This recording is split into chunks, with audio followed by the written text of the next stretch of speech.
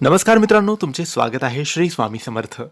मित्रांनो, आज आपण बोलणार आहोत मीन राशीबद्दल आणि येणाऱ्या अक्षय तृतीयापासून सुरू होणाऱ्या एका अत्यंत आणि खास आध्यात्मिक काळाबद्दल. मित्रांनो, तुमच्या आयुष्यात तुम्हाला काही प्रश्न विचारायचे असतील, तुमच्या आयुष्यात काही अडचणी सुरू असतील, व्यापार चालत नसेल, नोकरीत प्रगती नसेल, पैसा टिकत नसेल, कर्ज झालेलं असेल, लग्न जमत नसेल, संतान प्राप्तीसाठी काही विघ्न येत असतील किंवा अन्य तुमचे काही प्रश्न असतील, जीवनात अडथळे अडचणी असतील, कामं पूर्ण होत नसेल, तुम्हाला असं वाटत असेल की पत्रिकेत काही गुण दोष तर नाही ना, आणि दोष असतील तर त्यावर कोणते उपाय, कोणत्या सेवा कराव्या, यातून कसं बाहेर पडावं, आपलं जीवन सुखमय कसं बनवावं आणि पुढील जीवनात काय करावं, यासाठी योग्य मार्गदर्शन हवं असतं. तेच मार्गदर्शन आम्ही तुम्हाला करू, सविस्तर मार्गदर्शन करू, तेही तुमची पत्रिका सविस्तर बघून. यासाठी तुम्ही दिलेल्या व्हॉट्सॲप नंबरवर आम्हाला मेसेज करू शकतात.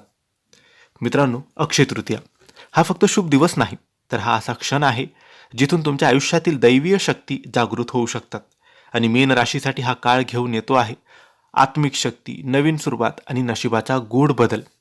मीन राशीच्या लोकांनो, तुमचा स्वामी ग्रह गुरु आहे आणि या काळात गुरुची ऊर्जा तुमच्यावर विशेष प्रभाव टाकणार आहे.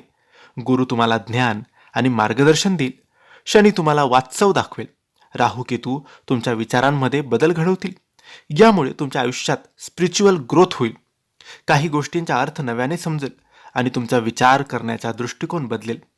मीन राशीचे लोक खूप भावनिक आणि संवेदनशील असतात, पण या काळात भावनेत येऊन निर्णय घेऊ नका, लोकांवर अंधविश्वास ठेवू नका, रियालिटीपासून दूर जाऊ नका, कारण जास्त भावनिक होणं तुमच्यासाठी नुकसानदायक ठरू शकतं. मीन राशीसाठी हा काळ आर्थिकदृष्ट्या मिक्स्ड राहणार आहे. अचानक खर्च वाढू शकतो, पैसे येतील पण टिकवणं गरजेचं आहे. म्हणून फायनान्शियल प्लॅनिंग करा, अननेसेसरी खर्च टाळा, सेव्हिंगवर लक्ष द्या. या काळात तुमच्या नात्यांमध्ये भावनिक बदल तुम्हाला दिसतील. काही नाती अधिक जवळ येतील, काही नाती दूर जाऊ शकतात.